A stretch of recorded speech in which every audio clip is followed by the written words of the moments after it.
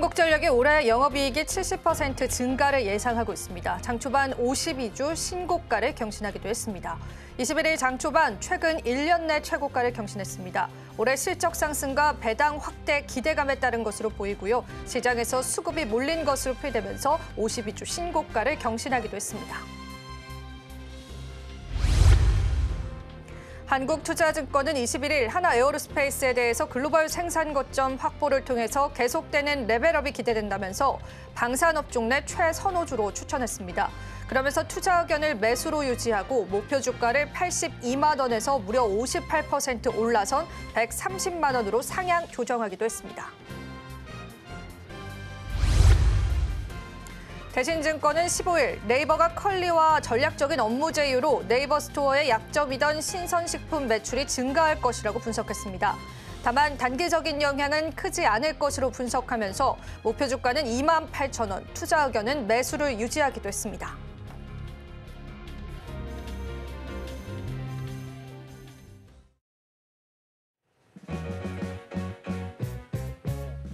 시청자 여러분 안녕하세요. 마켓 쇼쇼쇼 진행을 맡은 이지영입니다. 자, 오늘 국내 증시는요. 2,500선 목전까지 다가서기도 했었지만 외국인들의 현물 순매도세에 힘입어서 다시금 시장이 하락세로 전환됐습니다. 전반적으로 시장의 수급이 좀 약하다라는 분석들 많은데요. 국내 증시도 실적 시즌을 시작하면서 실적에 관한 기대감을 앞두고 오히려 시장에서 세론이 나오는 경우들도 확인되고 있습니다. 다만 반도체 업종들은 디램 가격 인상이라는 호재 뉴스를 받아가기도 하고요. 이처럼 섹터별로의 엇갈린 흐름들 현재 포착되고 있는 만큼 여러분들에게 투자 전략들 저희가 자세히 잡아드리겠습니다. 오늘 첫 번째 코너는요. 뉴지스 코너 함께 할 텐데요. 오늘은 IS에서 김태성 본부장님께서 시장을 보는 색다른 시각들 여러분들과 함께 해드릴 예정입니다. 마감 시간까지 저희와 함께 꼼꼼한 전략 챙겨보시면 좋겠습니다. 저희 방송 유튜브 통해서도 시청하실 수가 있으니까요. 많은 참여 부탁드립니다. 또 저희 방송에서 제공해드리는 정보는 투자 판단에 대한 조언일 뿐입니다. 가치 판단과 상승 하락을 보장하고 있진 않다라는 점 다시 한번 유의 부탁드리겠습니다. 자, 그럼 마감 시간까지 저희와 꼼꼼한 전략들 한번 챙겨보시죠. 마켓 쇼쇼쇼 출발합니다. 네, 오늘 함께해 주실 분 바로 인사 나눠보겠습니다. 김태성 본부장님 모셨습니다. 본부장님 안녕하세요. 네, 안녕하세요. 네, 오늘도 저희와 함께해 주셨는데요. 네. 우선은 저희가 오늘도 헤드라인을 열어보고요. 또 시장 이야기 바로 나눠보겠습니다. 네. 첫 번째 헤드라인 바로 한번 열어주시죠. 자, 오늘의 첫 번째 헤드라인입니다. 이 헤드라인 같이 한번 살펴보면요. 길 잃은 K배터리 이야기를 좀 해봐야 될 것 같습니다. 사실 이제 배터리 업종들도 실적 발표 앞두고 있는데요.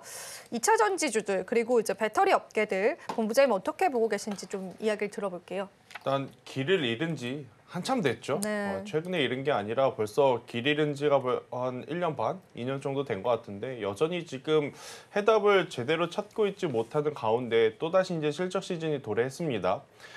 작년 이맘때쯤이었을 것 같습니다. 그때만 하더라도 작년 기준으로 연말 되면 그래도 2차 전지주들에 대한 실적이 조금은 더 회복되지 않겠는가. 또 광물 가격이 하향 안정화, 하향 평준화되면서 어느 정도 이제 실적 개선은 나올 수 있지 않겠는가라는 이야기들을 많이 했었던 작년이었던 것 같아요. 하지만 녹록치 않았죠. 결국 실적은 개선의 기미가 보이지 않았고 광물 같은 경우에는 하향 안정화되는 것이 아니라 지속적으로 하락이 계속 진행이 되는 상황. 그러다 보니까 2차 전지주들보다는 결국 가는 기업에 좀 힘을 보태줘 버리는 뭐 대표적으로 화장품, 조선, 방산 그런 섹터들이 2차 전지에 들어가야 할 수급을 모두 지금 뺏어가는 모습을 좀 보이면서 여전히 좋지 못한 모습을 좀 보이고 있습니다. 일단 올해 들어오면서부터 2차 전지 관련해서 그래도 이제 일정 부분 희망을 또 갖고 가시는 분들이 있을 것 같긴 해요. 하지만 이젠 불확실성이 완전하게 해소가 된 상황이 아니라서 제가 이제 장점과 단점을 이제 한번 구별을 해왔는데 결국에 이제 가장 중요한 것은 장점이 너무 없다는 것입니다. 지금 2차 전지주들의 장점은 낮아진 가격, 이거 하나 빼고는 장점을 찾아보기에는 굉장히 어렵거든요. 그러면 반대로 단점은 뭐가 있느냐? 결국 시장 점유율이 계속 떨어지고 있다는 겁니다. 국내가 문제가 아니라 유럽, 미국, 혹은 남미 시장을 통해서 우리나라 K배터리에 대한 시장 점유율이 계속 이제 커져 나가는 상황 속에서 이제 주가가 회복을 할 때 그때가 정말 추세의 전환을 좀 노려볼 수는 있겠지만 지금은 전체적으로 시장 점유율 어디에 뺏겼느냐? 중국 시장에 많이 뺏긴 상황이다라고 좀 보시면 됩니다. 특히나 미국과 중국의 사이에서 우리나라 기업들이 어느 정도 또 틈새 시장에서 얻을 수 있는 것이 있지 않을까 생각했었던 미국도 그렇게 녹록지 못합니다. 왜냐하면 최근에 LG 에너솔루션에 대한 잠정 실적을 우리가 확인을 했었을 때 IRA를 통해서 우리가 받게 되는 금액을 제외하면 여전히 마이너스다라는 거죠. 적자이죠. 그렇죠. 네. 그렇기 때문에 이 부분이 또 불확실성이 대두가 될 가능성이 굉장히 높다는 생각이 들고 있고요. 결국엔 시장 점유율도 떨어지고 IRA에 대한 어떤 범위도 뭐 지금 당장 축소하진 않겠지만 계속 구설수에 오르고 있는 상황, 당연히 실적의 부진은 수급의 약세로 이어지는 상황이다 보니까 참 2차 전지주들이 고개를 들기는 굉장히 어려운 것 같아요. 그래도 그나마 잘 버텼던 쪽이 LG 에너지 솔루션이었는데 지난주부터 LG 에너지 솔루션 같은 경우에는 낙폭이 계속 커지지 못하고 35만 원이라는 가격대 위로 올라가지 못한 채 벌써 어느새 33만 5천 원. 그러니까 33만 원 밑으로 지금 또 하락하는 모습을 좀 보이다 보니 LG에너지 솔루션뿐만 아니라 다수의 2차 전지주들이 지금 힘을 쓰지 못하는 모습인 것 같습니다. 제 기준으로 그럼 2차 전지는 언제 어느 타이밍에 봐야 되느냐? 결국 LG에너지 솔루션이 35만 원이라고 하는 이 가격대를 언제 돌파할지 모르겠지만 이 35만 원이라는 가격대 위로 올라왔을 때 2차 전지 주들에 대한 전체적인 수급의 개선 혹은 투심의 회복 이런 것들이 좀 모아지지 않겠는가라는 생각이 들어요. 지금 미국도 여기저기 난리죠. 관세를 통해서 중국과의 대립도 문제지만 트럼프의 최측근이라고 해서 또 일론 머스크의 테슬라도 결코 좋은 모습을 보이고 있지 못합니다. 지금 유럽에서는 반 테슬라에 대한 느낌들이 굉장히 강하게 나타나면서 테슬라 차량에 대한 또 불신, 반감들이 또 커지고 있는 상황이라서 2차 전지주들 길게 본다면 당연히 지금의 가격을 이용해서 천천히 매수를 해놓으면 괜찮겠지만 지금 당장의 V자 반등을 노리기에는 아쉬운 점들이 너무 많은 상황이라서 저는 여러분들이 조금 힘드시더라도 좀 지치시더라도 냉정하게 판단을 해야 될 필요가 있다라는 생각을 한번 말씀드려보도록 하겠습니다. 네. 2차 전지 업종들은 또 투자자분들이 많이 보유하고 계신 그런 섹터 내에 있는 종목들이 많아서요. 저희가 항상 저희 입장에서도 좋은 뉴스를 좀 여러분들에게 브리핑을 해드리고 싶은데 지금 전반적인 상황들 자체가 좋지 않습니다. 우리가 항상 이야기하는 캐즘 극복도 사실 뭐 얼마 전에 유럽 쪽에서 살짝 판매가 호전됐다 이런 소식이 들려오긴 했지만 그게 또 증시를 확 일으킬 만한 그런 뉴스로는 다소 부족한 것 같았고 또 이제 전반적으로 지금까지 잘 지켜줬었던 LG 에너지 솔루션도 다소 무너지는 모습들 보여지면서 역시나 고민감이 좀 깊어집니다. 제가 안 그래도 본부장님한테 그래도 뭐 최근에 원톤형 배터리 수주도 많았었고 그런 LG 에너지 솔루션과 같은 기업들은 좀 살아남을 수 있지 않을까라고 질문을 드리려고 했는데 이미 또 평가를 해주신 부분이 있어서 그런데 삼성 SDI 같은 경우에도 얼마 전에 이제 투자를 하겠다 이런 이야기가 나오면서 이제 전고체 배터리 쪽으로는 그래도 최근에는 좀 수급들이 좋았었잖아요. 이쪽 섹터도 여전히 좋지 않은 걸까요? 일단 가능성이었죠. 그때 당시에도 결국 규모에 대한 어떤 금액보다 또 그걸 연으로 환산을 했었을 때 정말로 배터리 셀 기업들에게 유의미한 실적이었는가 이것을 고민을 해보면 그렇게 큰 금액은 아니었거든요. 1년에 만약 예를 들어서 1조면 굉장히 크죠. 그런데 10년에 1조라면 결국 연 1,000억에 대한 어떤 매출 비중이지 않습니까? 뭐 2차 전지 주들에게는 이것 또한 굉장히 뭐 감사할 일이긴 합니다만 그 정도 수준의 어떤 규모로는 아직까지는 2차 전지 주들의 투심이 굉장히 크게 살아났다고 보기에는 너무 이제 기대감에 먼저 올라온 시가총액이 부담이 되는 거죠. 그렇기 때문에 저는 조금은 더 시간을 두고 보셔야 될 것 같은데 그래도 우리나라 배터리셀 3대장 하면 LG에너지솔루션과 삼성 SDI, SK 오늘 예를 들 수는 있을 것 같아요. 일단 전고체 배터리가 왜 최근에 강했는지 여러분들이 그때 당시의 뉴스를 떠올려 보면 플러스 로봇 산업이 떠오를 겁니다.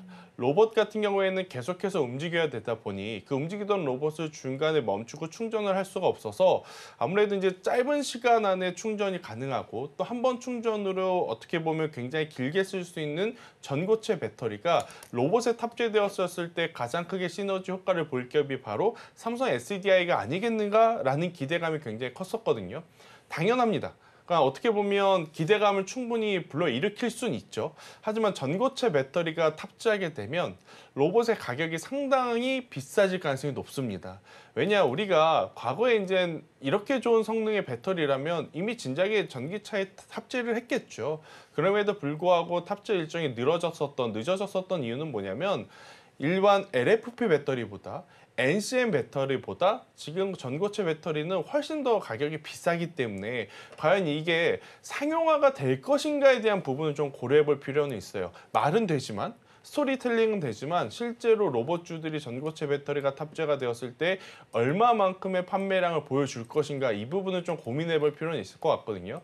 왜냐하면 저사양이라고 하기엔 이젠 또 그렇습니다. 왜냐, LFP 배터리가 불과 한 4, 5년 전만 하더라도 중국의 기술이고 우리는 LFP 배터리가 너무 낮은 어떻게 보면 품질이어서 안 한다, NCM을 하겠다 했었던 게 이제 우리나라였거든요. 근데 지금 와서 보면 LFP 배터리에 대한 성능이 너무 많이 올라와져 버렸어요. 그래서 이제 우리나라 MCM만 하던 기업들도 지금 LFP 배터리 시장에 지금 부랴부랴 들어가서 성과를 내고 있는 상황이니만큼 전고체는 아직까지는 희망 상황, 그러니까 행복 회로가 조금 많이 들어간 그러한 부분이 아닐까라는 생각이 들어서 이쪽 부분은 추후에 변동성이 나오면 그때 투자를 하는 게 맞고, 이것을 바라보면서 낮은 위치에서 계속 모아가기에는 다소 부담이 된다. 하지만 이제 반대로 LG 에너지 솔루션은 저는 충분히 모아가도 괜찮다라는 생각이 들어요. 두 기업 혹은 다른 기업들과 LG 에너지 솔루션의 차이점은 딱 하나입니다. 바로 에너지 저장 장치에 대한 매출이 점점 커져 나가고 있다는 거죠.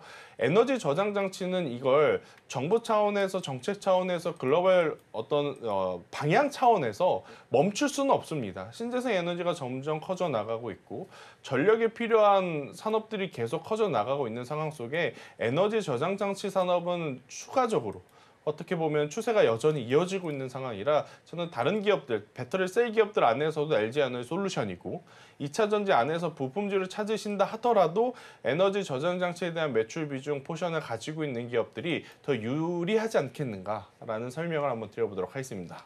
예, 사실 전고체 관련주들을 이끌어줬었던 건 로봇 테마의 어떤 힘이었다라는 그런 분석들 다시금 이야기해 주셨죠. 일단은 이제 전반적으로는 우리가 보수적으로 볼 수밖에 없고요. 제가 마지막으로 한 가지만 여쭤보자면 K배터리 실적 시즌 이제 오고 있는데 그때 관전 포인트 있을까요? 사실 보통 이렇게 안 좋은 업황은 실적이 바닥에 찍었다 그러면 또 주가가 다시 상승하기도 올라갔죠. 하잖아요. 어떻게 보세요, 이번에는? 기준으로 보면 저는 저희 나름 개인적인 기준은 여전히 흔들리지 않고 LG 에너지 솔루션이 35만 원이라는 가격대 위에 올라왔을 때 그때 저는 2등주, 3등주를 체크를 하는 게 맞지 않겠는가라는 의견을 좀 드리고 싶어요. 결국 개별적으로 실적이 잘 나올 수 있는 기업들이 있거든요. 작년 4분기에 여러분들 2차 전지주 중에 실적 잘 나온 기업 어디죠? 아마 제가 말하면 다들 알 겁니다. 바로 PNT. 그러니까 수주 잔고가 여전히 많은 상황이라서 실적이 추정치가 혹은 추측이 혹은 예상이 되는 기업들은 괜찮지만 그렇지 못하다면 LG 에너지 솔루션에 대한 가격의 회복이 첫 번째, 그리고 가격이 회복을 할 때 개인 투자자들이 사서 올린 가격이면 안 됩니다. 외국인 혹은 기관 투자자, 지금 시점에서는 외국인 투자자의 수급이 어떻게 보면 가장 중요한 바로미터가 될 가능성이 높아서요. 저는 LG에너지 솔루션이 실적 발표 이후에 35만 원이라는 가격대 위로 회복하는지 여부를 첫 번째, 회복할 때 외국인들의 수급이 들어오는지 여부가 두 번째, 이 두 가지가 맞물려서 좋은 성과가 나게 되면 여러분들이 좋아하시던 에코프로 그룹주들, 포스코 그룹주들 저는 충분히 한번 시세가 될 가능성이 높으니까 그때 매매 전략을 좀 냉철하게 챙겨보시는 것이 좋지 않겠는가라는 의견 드리겠습니다. 네, 저희가 K배터리 관련주도 이야기 지금까지 쭉 나눠봤습니다. 여러분 참고해 보시고요. 이어지는 헤드라인도 바로 열어보도록 할게요. 오늘 두 번째 헤드라인 바로 한번 열어주시죠. 오늘 장 초반부터 굉장히 뜨거운 관심이었습니다. 마켓컬리랑 네이버 반쿠팡 연대다라고 표현이 되어 있는데요. 전략적인 맞손을 잡았는데 증권가에서는 그렇다고 해서 목표가를 상향 조정하진 않더라고요. 그렇죠. 어떻게 보세요? 일단 이게 한 3년 전에 네이버의 스마트 스토어 혹은 이제 컬리라고 하는 브랜드가 한참 좋은 평가를 받았을 때 합쳐진다 했었다면 지금과는 완전히 상반된 의견들이 나왔겠죠. 하지만 스마트 스토어도 뭐 여전히 높은 트래픽을 보여주긴 하지만 경쟁 상대가 너무 지금 그럼요. 치열하죠. 네. 쿠팡도 있고 또 요새는 뭐 이 다이소 같은 데서도 온라인 배송을 또 시작하기도 했고 그러한 상황이다 보니까 참 힘든 기업 둘 어떻게 보면 컬리도 지금 힘들어졌고 네이버 스마트 스토어도 과거만치 좋은 트래픽을 보여주지 못한 두 기업의 만남이다 보니 사실 증권가에서도 호평이 나오기에는 다소 애매한 상황이에요.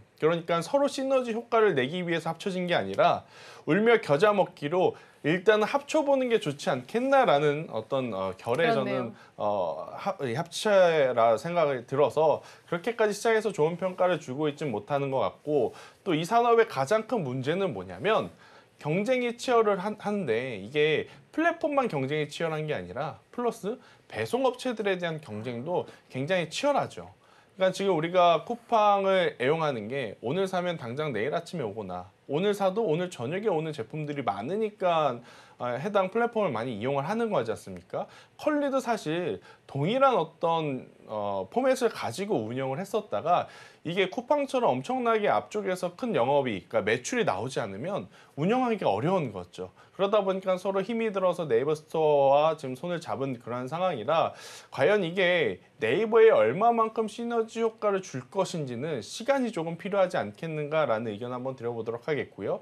단편적으로 좋은 점만 좀 생각을 해본다면 네이버 스토어가 가지고 있지 않았던 카테고리가 하나가 이제 완벽하게 생기는 거잖아요. 그렇게 이제 긍정적으로 볼 수 있으나 네이버 입장에서는 이거죠. 컬리를 인수하는 데 들어가는 비용, 이것도 미지수. 두 번째, 합쳐졌을 때 과연 시너지 효과가 얼마만큼 날 것인가? 이것도 두 번째 미지수. 그리고 지금 세 번째로는 굉장히 많은 플랫폼 기업들이 앞서서도 이야기 드렸지만 요새는 뭐 월요일부터 금요일이 아니라 주말에도 지금 배송 서비스를 할 정도로 경쟁이 치열한 상황 속에 과연 총 매출을 기준이 아니고 영업이익, 얼마만큼의 영업이익을 남길 수 있을 것인가? 이게 미지수입니다. 만약에 네이버 입장에서는 네이버의 이 스마트 스토어가 흔들리게 되면 사실 주가도 많이 변동성을 보일 가능성이 높아요. 여러분들이 뭐 기억하시겠지만 카카오보다 네이버가 좋은 평가를 받았던 이유는 극명하게 일단 첫 번째로는 카카오는 분할 상장을 했죠.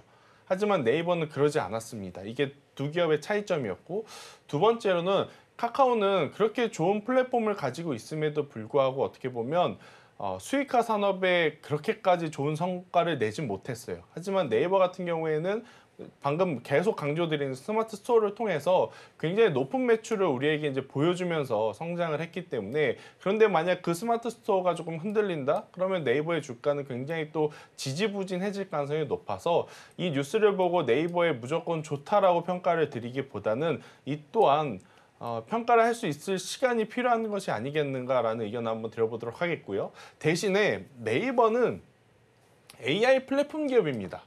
그러니까 이제 스마트 스토어에 대한 이야기만 계속 강조드려서 마치 스마트 스토어가 안 되면 네이버가 무너지는구나 생각하실 수는 있는데 스마트 스토어가 비중이 많은 것은 사실이에요. 하지만 지금 정부 정책 차원에서 가장 많이 여러분들이 듣는 단어 중에 하나가 뭐죠? 바로 AI인데 우리나라판 KAI 하려면 사실은 네이버와 카카오가 힘을 써줘야 되거든요. 근데 그걸 네이버와 카카오가 지금 힘을 써주지 못한 상황이라서 아쉽긴 하지만 그들이 가지고 있는 검색 엔진, 그들이 가지고 있는 플랫폼, 그것들 고려를 해본다면 네이버 같은 경우에는 시간은 걸리겠지만 지금의 가격은 결코 밸류적으로 부담되는 구간은 아니지 않겠는가라는 의견을 한번 드려보도록 하겠습니다.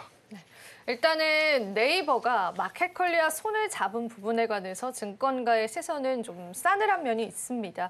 타이밍이 중요하죠, 시장에서는. 근데 이제 두 기업 모두 훌륭한 기업이긴 하지만 경쟁사 대비해서는 약간의 지지부진한 성적들이 있었기 때문에 이게 막 잡음으로써의 시너지를 우리가 기대하기보다는 또 마지못해서 잡는다, 그렇죠. 손을 잡는다 이런 인식들도 막 시장에 있다 보니까요. 오늘 네이버 주가도 사실은 그렇게 크게 탄력을 나타내고 있지는 않습니다. 그 부분도 여러분들 체크를 해보시고 다만 이제 네이버의 주가적인 측면으로 사업적인 측면으로 이제 본부장님 짚어주셨는데 근데 일단은 저희가 차트를 보면 네이버도 최근에 또 계속 내리막길이었어요. 네. 그래서 한때 또 이렇게 올라주는가 싶었지만 그럼 지금 시점에서의 대응점들을 우리가 조금 기술적 전략적인 분석도 같이 들어볼 수 있을까요? 일단 네이버 같은 경우에는 뭐 네이버에 투자하신 분들이 더 잘할 겁니다. 예. 지금 박스권에 갇혔구나. 갇혔어요. 하필이면 네. 지금 이런 시장 흐름 속에 2023년도부터 2024년도, 2025년도 거의 2년 하고도 한 2, 3개월 동안 갇혀 있는 상태잖아요. 한 30개월 정도 작은 박스권 하단이 17만 원이고 그리고 상단이 22만 원 이 박스권에 갇혀 있는 상황에서 사실은 실적이 뭐 더 빠진다거나 아니면 네이버의 업황이 더 안 좋아지는 그런 상황은 아니었어요. 그럼에도 불구하고 과거에 뭐 카카오와 같이 2020년, 2021년도 이게 오른 게 너무 과했던 거죠. 그러다 보니까 일정 부분의 주가의 조정이 조금 이어진 상황. 하지만 여기서 AI라고 하는 키워드를 달고 또다시 이제 계속 좋은 성과를 낸다라고 하면 저는 앞서서도 이야기 드렸지만 네이버는 지금은 리스크 관리할 때가 아니라 없으신 분들에 대한 신규 매수도 가능하고 가격적으로 보면 30만 원에서 35만 원 사이에 보유하고 계셨던 분들도 전략적으로 추가 매수를 한 번 정도는 해볼 수 있는 구간대가 아닌가라는 생각이 듭니다. 만약 네이버의 실적이 형편없이 떨어진다면 당연히 비중 확대는 안 되겠죠. 하지만 지금 네이버 같은 경우에는 실적에 대한 견고함은 여전히 시장에서 잘 보여주고 있는 상황이라 30만 원에서 35만 원 사이 하지만 그 이상 가지고 계신 분들은 추가 매수를 한다 하더라도 굉장히 또 타이트할 가능성이 높아요. 그래서 그 부분들은 조금은 더 기다려야 되겠지만 그렇지 않다면 저는 비중을 한번 늘려가면서 대신 전제 조건이 있습니다. 제가 이렇게 좋게 이야기했다 그래서 당장 다음 달에, 당장 다음 분기에 이렇게 올라간다는 것이 아니라 최소 연말까지는 한번 가져가 보셨을 때 저는 좋은 성과가 날 수 있지 않겠는가라는 의견을 한번 드려보도록 하겠습니다. 예, 좋습니다. 오늘 또 하나의 이슈를 저희가 투자 전략으로 여러분들께 세워드렸습니다. 오늘 마지막 헤드라인 열어보실 텐데요. 바로 한번 시장 이야기 나눠보겠습니다. 오늘의 마지막 헤드라인 열어주시죠. 하나에어로스페이스입니다. 도대체 뭐가 문제야? 라는 질문부터 드려야 될 것 같은데요. 하나에어로스페이스 유상증자에 또 정정 요구를 금감원이 냈습니다. 네. 그런데 상반된 의견이에요. 하나투자증권에서는 하나에어로스페이스가 130만 원까지 갈 것이다. 이렇게 이야기를 했습니다. 어디에 우리가 포커스를 좀 맞춰봐야 될까요? 일단 하나에어로스페이스의 유상증자를 막아주는 것 자체가 사실 개인 투자자분들에게는 도움이 되죠. 왜냐하면 이제 유상증자라고 하는 것 자체가 아니 돈을 이렇게 많이 버는데 굳이 우리에게 지금 돈을 빌려가는 게 맞는 것인가에 대한 고민도 있을 거고 뭐 여러 가지 뭐 증자의 방식에 따라서 조금 바라보는 시각은 다르겠지만 결국 하나에어로스페이스를 바라보는 시선은 딱 두 가지입니다. 일단 첫 번째 실적.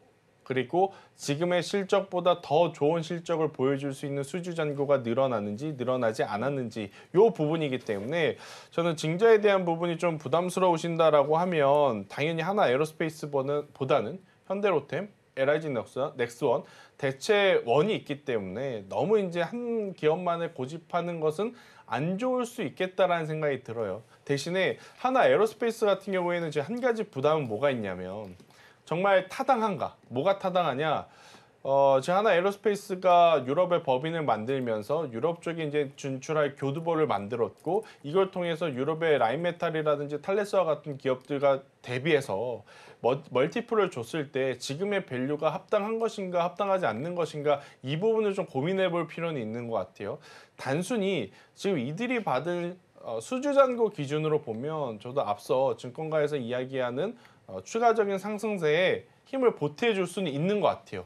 왜냐 가격적으로도 현재 구간 83만 원대까지 왔으면 중간중간 노이즈는 있겠지만 결국엔 황제주로 가는 길이 아닐까라는 생각이 들어서 하지만 지금 여기서 수주잔고에 대한 속도가 만약 정체되거나 그리고 이제 우리가 생각했던 유럽으로의 진출의 속도가 조금 더디는 모습을 보인다면 가격 조정이 아니라 기간 조정이 조금 길어질 가능성도 저는 열어두고 좀 보셔야 된다라는 생각이 들어요. 최근에 지수가 안 좋았을 때 단연 가장 이제 돋보였었던 섹터가 이 방산과 조선인데 공교롭게도 그러니까 두 섹터가 좋은 뉴스가 나온 오늘 일단 차익 매도 물량이 좀 나오고 있거든요. 이게 이제 우리나라 K국장의 한계가 아닌가라는 또 비아냥 섞인 또 조롱을 받을 만한 상황이긴 하지만 그래도 조선과 방산주들 같은 경우에는 저는 보유하고 계신 분들은 계속 가지고 가시는 게 맞지 않겠나라는 조심스러운 생각을 한번 말씀드려 보도록 하겠고 하나에어로스페이스를 긍정적으로 봤는데 여기서 더 올라가겠어? 이렇게 이제 생각을 하셔서 없으셨던 분들 같은 경우에는 포모 현상에 시달리다가 지금 같은 자리에서 덥석 들어가면 굉장히 또 스트레스를 받을 가능성이 높다는 생각이 들어요. 그래서 그런 분들은 조금은 더 기다리신 게 맞다. 그러니까 보유자의 영역으로 완연하게 제 기준으로, 제 판단으로는 많이 들어갔으니 저는 너무 쫓아가실 필요는 없지 않겠는가라는 의견을 한번 드려보도록 하겠습니다. 지난 4월 8일 날 2조 6천억 원으로 축소한 정정신고서 제출을 했는데 4월 17일 금융감독원에서 2차 정정을 요구를 했습니다.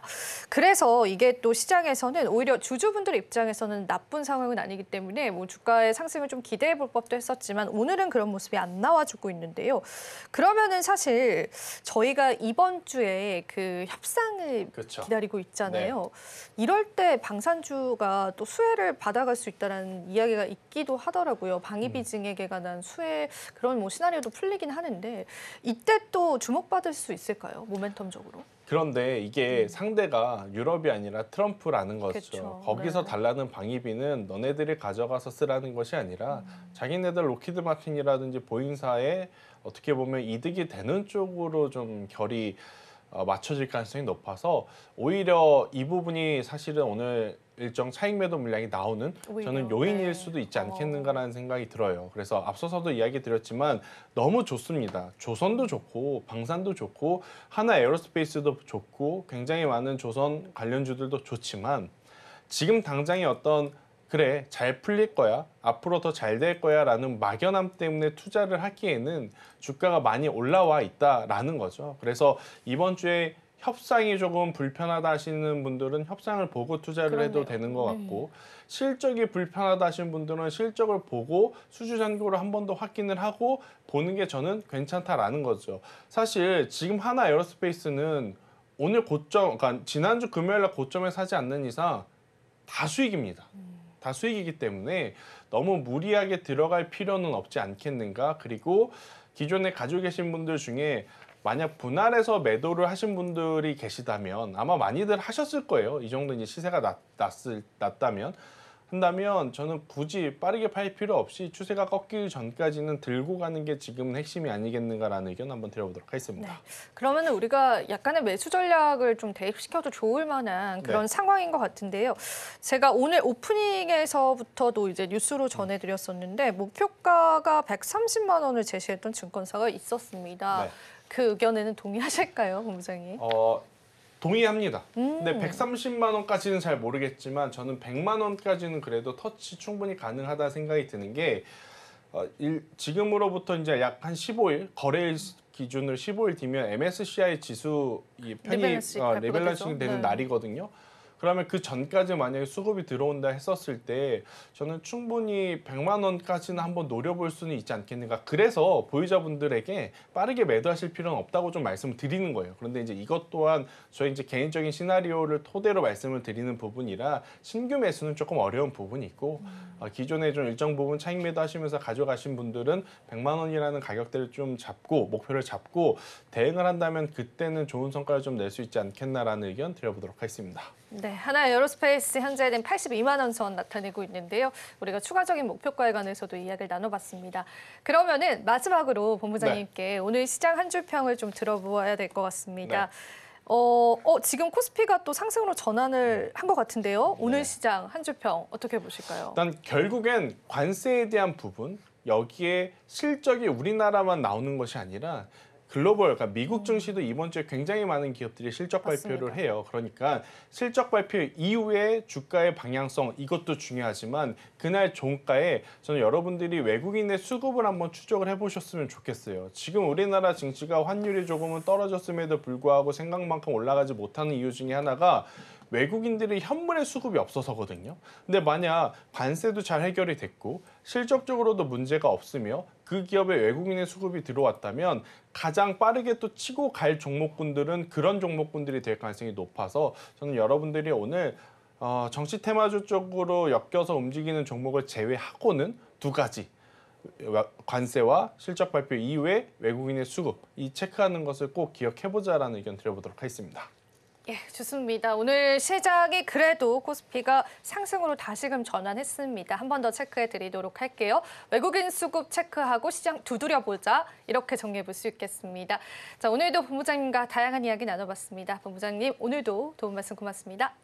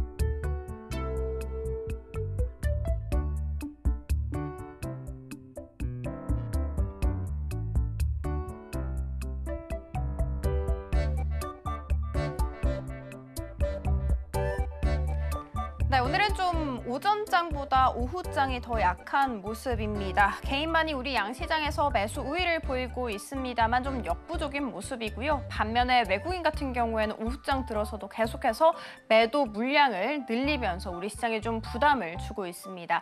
자, 그래서 코스피 같은 경우에는 장중한데 2498선까지 오르면서 정말 2500선 목전에 두기도 했었거든요. 그렇지만 지금은 보합권 내에서 계속해서 좀 등락을 반복하고 있는 상황입니다. 수급이 좀 부재합니다. 그래서 급등하는 종목들 대부분 정치 테마주이고요. 정책주와 관련된 종목들이 계속해서 확산되면서 플러스 알파로 강하게 움직임 보이고 있습니다. 오늘 상한가 직행한 종목들 대부분의 종목들이 정치 테마주, 정책주 관련 종목들이었다는 거 체크해 드리면서 오늘의 특징주로 들어가 보도록 하겠습니다. 자, 먼저 준비한 종목은 한국전력입니다. 신한투자증권에서 3만 원에서 32,000원으로 목표 주가를 상향 조정을 했습니다. 일단 1분기 실적, 호실적이 예상되기 때문이죠. 숫자로 살펴보자면 영업이익은 3조 7천억 원으로 전년 동기 대비해서 180% 이상 폭증을 할 것이고 영업이익률도 15%를 기록하면서 시장 예상치에 부합할 것이라는 전망을 내놨습니다.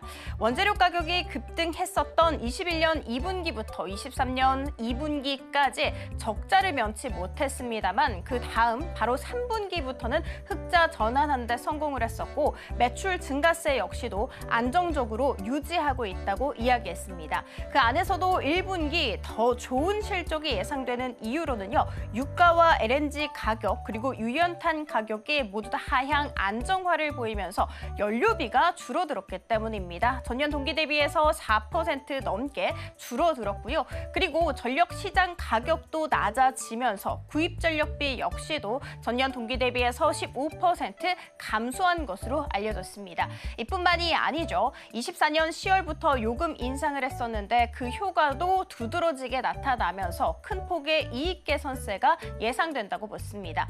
그래서 올해 영업이익은 14조를 넘어서서 전년 대비해서 69%가량 증가를 할 것이며 영업이익률도 14%를 기록할 것이라고 이야기하고 있습니다.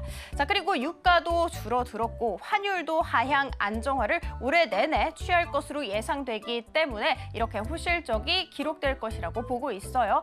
이에 따라서 주당 배당금은 213원에서 1,500원으로 확대될 것으로 보고 있고요. 한국전력 같은 경우에는 이번 4월 들어서 외국인 순매수 코스피 시장 기준으로 1등에 위치가 됐습니다. 이에 따라서 13거래일 연속해서 양봉을 켜내고 있다는 부분 체크해드리면서 다음 종목으로 들어가 보도록 하겠습니다. 한전기술입니다. 한수원이 체코 원전 건설의 우선 협상자로 지정된 가운데 최종 계약이 조만간 이루어질 것이라는 분석 나왔습니다. 그래서 당사가 가져갈 수 있는 수주액은요. 전체 규모에서 0.6에서 0.7%에 해당하기 때문에 1조 원 초중반으로 증권가에서는 예상하고 있습니다. 체코뿐만이 아니라 아랍에미리트 같은 경우에도 2050년까지 청정 에너지 비율을 50%로 확대하겠다는 전략을 발표를 했었죠. 이에 따라서 원전 8개까지 확보를 할 예정이며 더 나아가서는 신규 원전 건설을 추진할 것이라고 보고 있습니다. 즉 다시 말해서 이 회사의 수출 확대 가능성이 올라갔다라고 정리 가능하고요. 그래서 지금 현 시점이 밸류에이션 리레이팅을 해야 하는 시점이라고 분석했습니다. 자, 그리고 다음 장 보시면 국내 이슈도 있죠. 혁신형 SMR 기술 개합 사업이 지금 현재 진행 중인데 당사 같은 경우에는 이 안에서 핵심 과제를 주관을 했고요. 4개 과제에 또 공동 참여를 한 것으로 알려졌습니다. 이에 따라서 전체 예산 규모 4천억 원 중에서 또 25%에 해당하는 규모를 가져갔고요. 그리고 작년 수탁과제 연구 수익은 161억 원 매출 인식을 보일 것으로 보고 있습니다. 그리고 이 연구 수익 부분에 있어서 올해 증가할 것으로 예상되기 때문에 수익성 개선에 더 좋은 기여를 할 것이라고 분석했고 오늘 주가 같은 경우에는 4%대 상승세를 보이기도 했습니다. 자, 그리고 다음 살펴보도록 하겠습니다. 퓨리오사 AI입니다. 상장사는 아니지만 관련 종목들이 정말 강하게 움직이고 있죠. 이렇게 강한 슈팅이 나오는 이유는요. 퓨리오사 AI가 자금 조달 규모를 700억 원에서 최대 900억 원까지 증액한다. 200억 원을 늘린다는 발표를 했기 때문입니다. 퓨리오사 AI는 올 초에 기관 투자자를 대상으로 해서 기업 설명회를 시작을 했었는데 4개월 만에 800억 원 규모의 자금을 확보하는 데 성공을 했습니다. 그러니까 초과를 했다는 것이죠. 그래서 당초 8,300억 원으로 예상됐었던 몸값은 투자 유치를 받게 된다면 9,200억 원까지 오를 것이라고 보고 있습니다. 산업은행에서는 다음 달에 300억 원을 납입할 예정이고요. 기존 투자자들 역시도 후속 투자를 줄지어 잇고 있습니다. 그리고 VC 기업들 역시도 계속해서 투자 문의가 쇄도하고 있다고 합니다. 이 돈으로 무엇을 할까 살펴보자면 투자 유치 자금으로 레니게이드2라는 이 AI 칩을 양산하는 데 투입할 것으로 알려졌습니다. 양산을 시작하게 된다면 현재 매출 30억 원이지만 이것보다도 훨씬 더 오를 것으로 증권가에서는 전망하고 있습니다. 자, 그리고 정책주로도 엮였죠. 민주당 후보가 방문을 최근에 했었는데 이 안에서 또 R&D 투자 방안에 대해서 CEO와 함께 논의했다고 합니다. 자, 그래서 업계에서는 다음 투자 라운드에 몸값 1조 원을 초과하는 유니콘 기업이 될 것이라고 전망하고 있습니다. 퓨리오사 AI 관련주라고 할 수 있는 엑스페릭스와 펜스타 엔터프라이즈 그리고 나우 아이비 모두 다 오늘 상한가 직행하는 데 성공을 했습니다.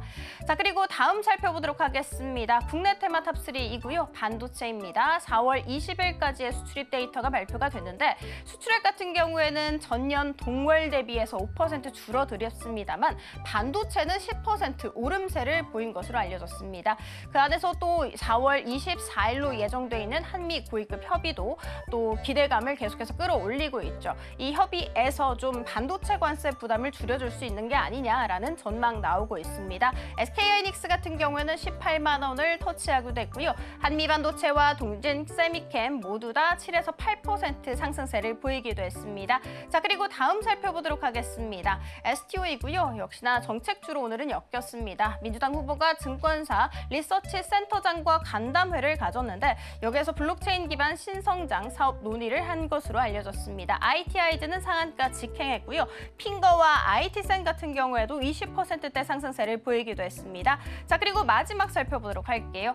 마지막은요. 조선과 조선기자재입니다. 미국이 중국 해운사와 중국산 선박에 입항 수수료 부과를 결정을 했었죠. 여기에 대해서 증권가에서 좀 엇갈린 이야기를 했습니다. 기존 계획안보다 입항료가 적기 때문에 규제가 순하다라는 평가였죠. 사실 지난 거래일에 이팡 수수료 부과 때문에 우리 반사수혜를 받아가는 게 아니냐라는 기대감 속에 이 세 종목 모두 다 오름세를 보였는데 오늘은 그 상승분을 좀 토해내고 있고요. 이 세 종목 모두 다 오늘 장중한 때 4% 이상 내림세를 보이기도 했습니다. 지금까지 은혜로운 섹터 함께 살펴봤고요. 저희는 다음 코너에서 계속해서 이어집니다.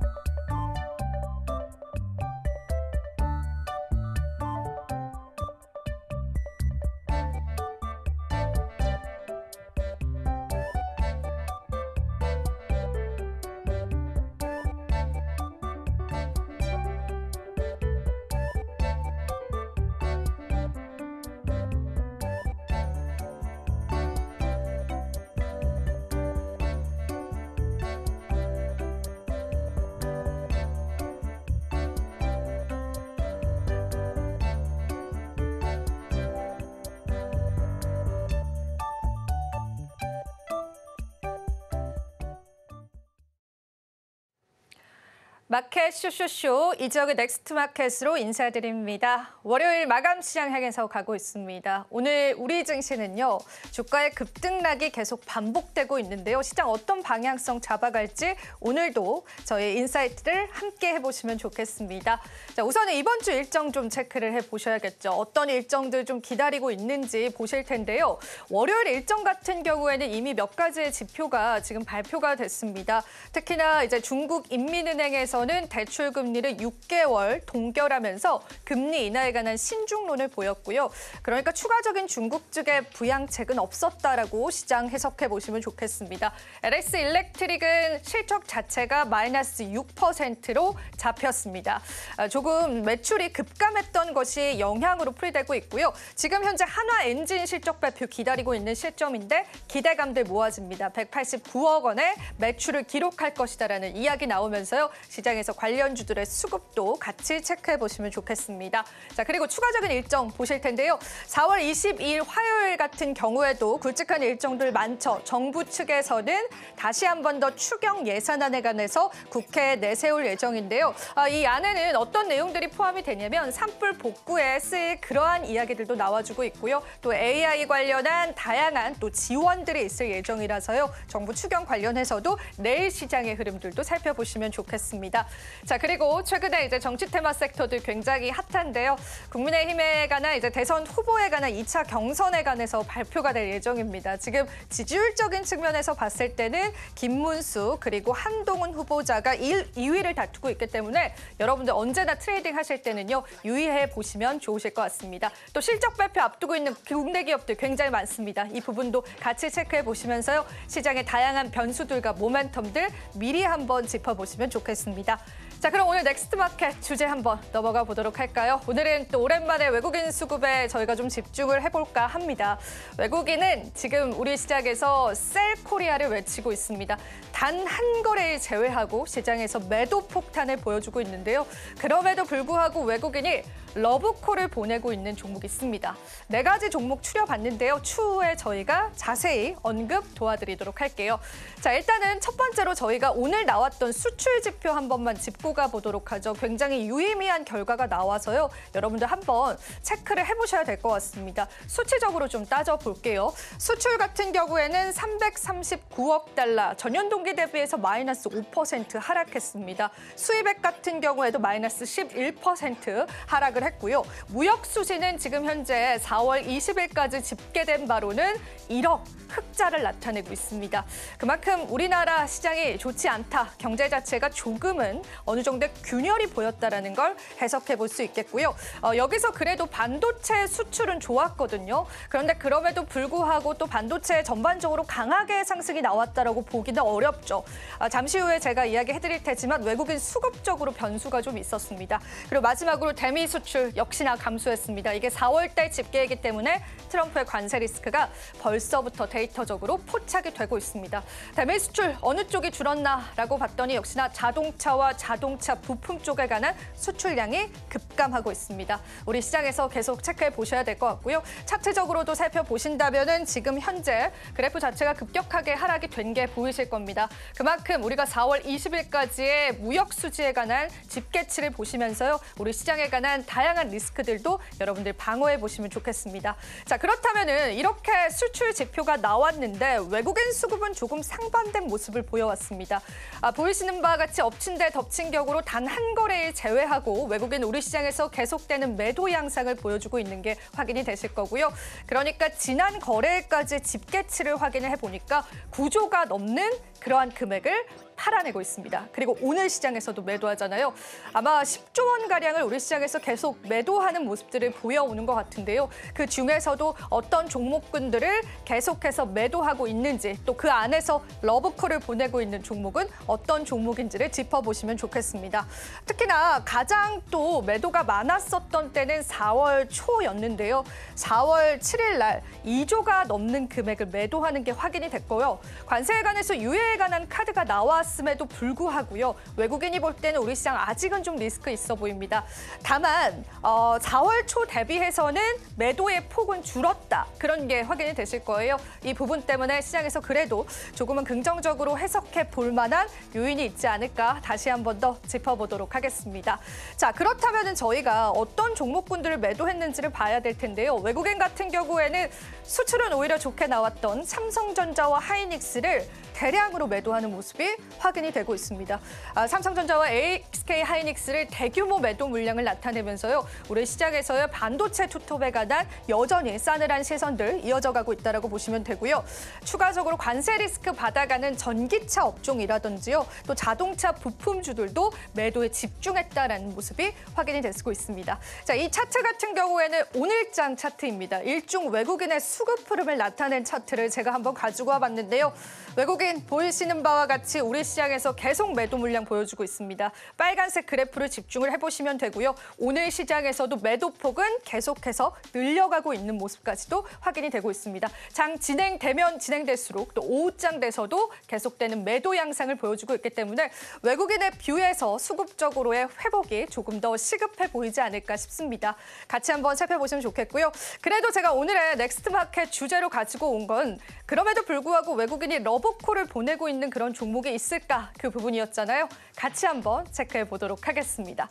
외국인 어떤 종목에 러브콜 보내고 있을까요? 4가지 종목을 추려볼 수가 있었습니다. 그러니까 4월 달에 10조 원가량의 매도 물량을 보였는데 그럼에도 불구하고 이 4가지 종목은 계속해서 사들였다라는 거죠. 순위 같은 경우에는 순서대로 집계를 했습니다. 1위가 한국전력이고요. 금액은 1,229억 원. 그리고 오늘 유상증자에 관한 이슈가 있었던 하나 에어로스페이스도 1,100억 원 넘게 사들이는 게 확인이 됐고요. SK텔레콤과 삼양식품 역시도 사들이는 게 확인이 됐습니다. 외국인의 뷰에서 어떤 시선으로 이 종목군들을 좋게 봤을까요? 그 부분도 체크해보면 좋을 텐데요. 일단 한국전력 같은 경우에는 방어주 성격을 가지고 있고요. 실적 자체도 굉장히 긍정적으로 나올 것으로 예상하고 있기 때문에 최근에 증권사들의 뷰도 굉장히 좋았습니다. 오늘 시장에서도 관련한 내용들 전해드렸었는데요. 외국인 역시도 우리 시장에서 이 한국전력을 선택하고 있다는 거 확인되는 시점이었고요. 하나 에어로스페이스는 유상증자에 관한 이슈가 있었음에도 불구하고 외국인들이 사들입니다. 사실상 방산주에 관한 기대감들은 계속 있을 것이다라고 보고 있는 것 같고요. 오히려 개인 투자자들이 지금 하나 에어로스페이스를 바라보는 뷰와 또 외국인들이 바라보는 뷰는 현저히 다르다는 것도 확인이 되고 있는 시점입니다. SK텔레콤도 사들였습니다. 3위를 차지했고요. 625억 원을 사들이는 모습이 확인이 됐는데요. 6%의 배당을 보여주고 있다는 게 또 하나의 모멘텀으로 가져갔고요. 마지막으로 삼양식품 같은 경우에는 저희가 얼마 뒤에 있을 MSCI 리밸런싱 지수에 편입될 가능성이 굉장히 큰 종목이죠.